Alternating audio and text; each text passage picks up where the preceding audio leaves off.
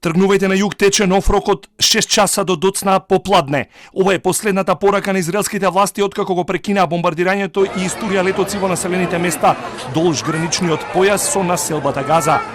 Израелската армија го информира населението во Северна Газа дека има рок до 16 часот по локално време да се пресели на југ од енклавата преку конкретни патишта за кои уверуваме нема да бидат бомбардирани во тој период. Оваа порака доаѓа неколку часа по 24 часовниот рок што Израел вчера во раните утрински часови им го даде на 1,1 милион жители на северниот дел на појасот, подготвувајќи и копнените напади врз палестинската енклава.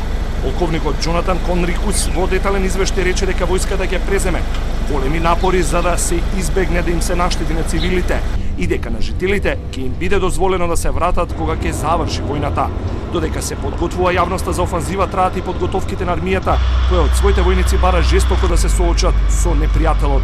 Ние сме распоредени и силно подготвени за следните фази од војната. Ги подготвуваме силите, ги направивме плановите. Подготвени сме за напад во сите правци, на југ, север и централно. Палестинските цивили во Газа не се наши непријатели. Ние не ги оценуваме како такви и не ги таргетираме како такви, рече полковник Конрикус, но додаде дека Хамас е тие кои ги спречуваат да се евакуираат.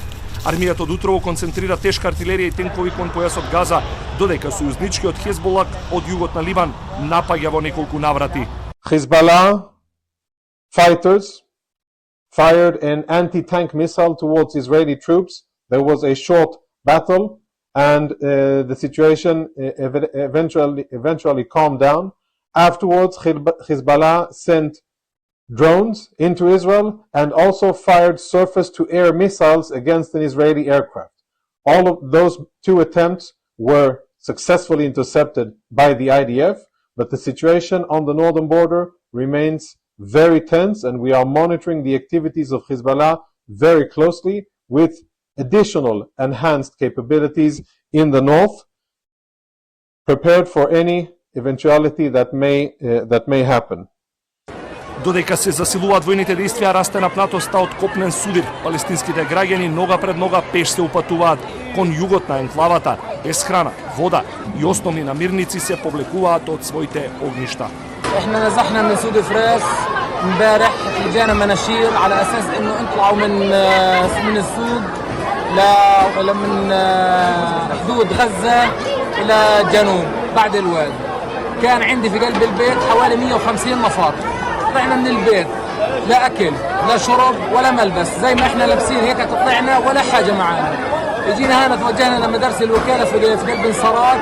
طبعا الحياه كانت هنا سيئه، لا في مقدمات للحياه ولا في اي حاجه ولا اي شيء. طالما احنا قاعدين طول ما احنا قاعدين في قلب الساحه هان الافراد اللي عندي لا اكلوا ولا شربوا لحتى الان.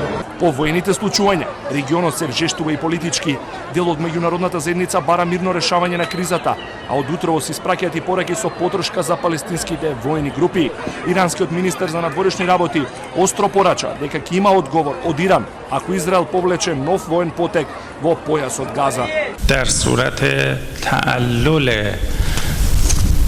جامعه جهانی و سازمان ملل متحد و کنشگرانی که حامی جنگ افروزی رژیم صهیونیستی هستند پاسخ در زمان مناسب و مورد نظر مقاومت انجام خواهد شد. Тековниот конфликт меѓу Израел и Хамас однесе повеќе од 3000 животи на двете страни во текот на неделата, откако Хамас започна невиден ненаден напад на 7 октомври. Израел ги погребува своите загинати, а во Палестина се прават напори за дополнителни болнички кревети и лекарска помош по неколкудневното бомбардирање на појасот. Болниците се преполни со повредени кои умираат на подот.